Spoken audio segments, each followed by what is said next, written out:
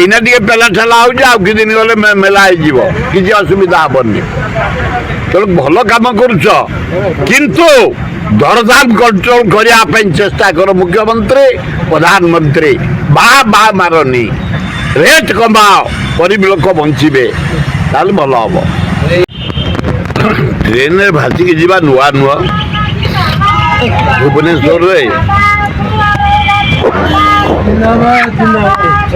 ଭୁବନେଶ୍ୱରରେ ଟ୍ରେନରେ ଭାସିବା ପ୍ରତିବର୍ଷ ଗୋଟିଏ ଯୋଡ଼େ। ବରମୁଣ୍ଡାରେ ଭାସିଥିଲା 2 ବର୍ଷ ତଳେ, ଜାଗମରାରେ ଭାସିଥିଲା 3 ବର୍ଷ ତଳେ, କାଲି ଭାସି ଯାଇଛି। ବିରାଟ ଭୁବନେଶ୍ୱର ସହର ଡ୍ରେନ୍ ଗୁଡ଼ା ମୁକୁଳା ପଡ଼ିଛି।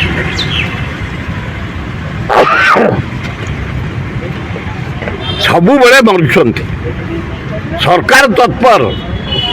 ଆମେ ଡିମାଣ୍ଡ କରୁଛୁ, ଲୋକପ୍ରତିନିଧି ମାନେ, କର୍ପୋରେଟର ମାନେ, MLA ମାନେ, ଆମେ ସବୁ ଡିମାଣ୍ଡ କରୁଛୁ, ପ୍ରତିନିଧି ମାନେ।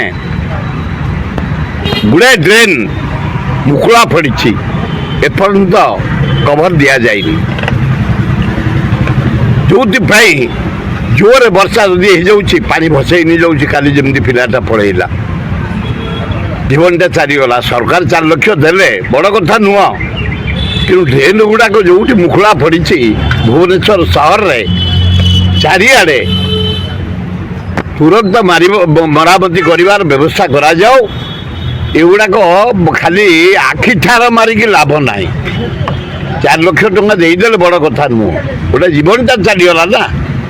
ତେଣୁ ଡ୍ରେନ୍ ଗୁଡ଼ାକ ଯେଉଁଠି ମୁକୁଳା ପଡ଼ିଛି ବନ୍ଦ କରିବାର ବ୍ୟବସ୍ଥା କରାଯାଉ।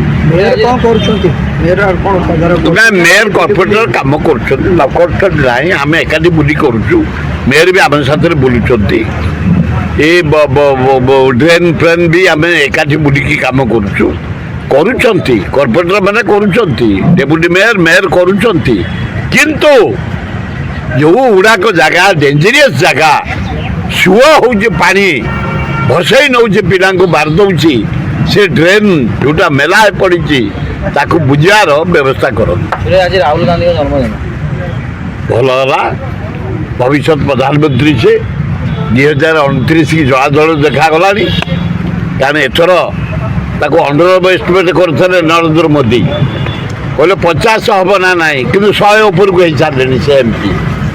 ତାକୁ କୋର୍ଡିନେସନ୍ କମ୍ପାନୀ ବଡ଼ 250 ଆଇଲେଣି। ସେ ନିଜେ କହୁଥିଲେ 400 ଆସିବେ, 200 ଆସିପାରିଲେନି ନରେନ୍ଦ୍ର ମୋଦି। ବେଳକୁ ବେଳ ତାଙ୍କର ଡଙ୍ଗା ବୁଡ଼ି ବୁଡ଼ି ଯାଉଛି। କେବଳ ଏ ଓଡ଼ିଶା ବଞ୍ଚେଇ ଦେଲା। ଲାଷ୍ଟ 2-4 ଥର ପ୍ରଧାନମନ୍ତ୍ରୀ ଓଡ଼ିଶା ଆସିଲେ, ଭୁବନେଶ୍ୱର ଆସିଲେ, ଚାରିଆଡ଼େ ବୁଲିଲେ, ତାଙ୍କ ମନ୍ତ୍ରୀମାନେ ଆଇଲେ, ପଇସା ଗୁଡ଼ାକ ବାଣ୍ଟିଲେ। ମୋ ସାନ ପୁଅ ଠିଆ ହେଇଥିଲା, ଗୋଟା ପ୍ରଧାନମନ୍ତ୍ରୀ 4 ଥର ଆସିବ ଭୋଟ ପ୍ରଚାର କରିବା ପାଇଁ। ଲଜ୍ଜା, ଘୋର ଲଜ୍ଜା। ଭାରତ ବର୍ଷକୁ ନିନ୍ଦା, ଜନସାଧାରଣଙ୍କୁ ନିନ୍ଦା। ସେ ଯାହା ହଉ, ଇଲେକ୍ସନ୍ ସରିଗଲାଣି, ଦରଦାମ କମା ନରେନ୍ଦ୍ର ମୋଦି। ଆମେ ମଲୁ, ଅଟା, ତେଲ, ଚାଉଳ, ମସଲା, ପନିପରିବା, ପିଆଜ ସବୁ ବଢ଼ିଲା, ଅଦା, ରସୁଣ,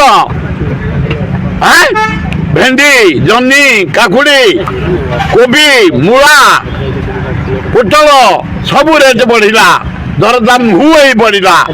ତୁରନ୍ତ ଦରଦାମ କଣ୍ଟ୍ରୋଲ କରିବା ପାଇଁ ନରେନ୍ଦ୍ର ମୋଦି ଚେଷ୍ଟା କର।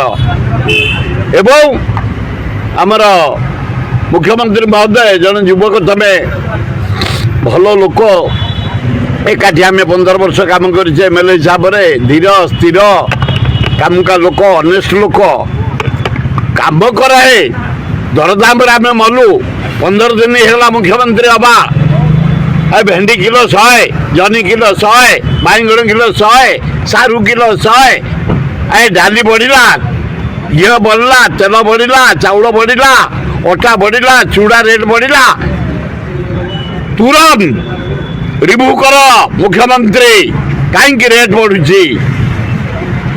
10 ଦିନ ଭିତରେ ଆମେ ମରି ସାରିଲୁଣି। ତମେ ମୁଖ୍ୟମନ୍ତ୍ରୀ ଦାୟିତ୍ୱ ନେଇଛ, ତମ ଉପରେ ଫୁଲ୍ ରେସ୍ପନ୍ସିବିଲିଟି। ଭଲ କାମ କରୁଛ, ଚାରିଆଡ଼େ ବୁଲିକିରି ଧାନ ରେଟ୍ ବଢ଼େଇଦେଲ, 31 କରିଦେଲ, ଭଲ କାମ କଲ।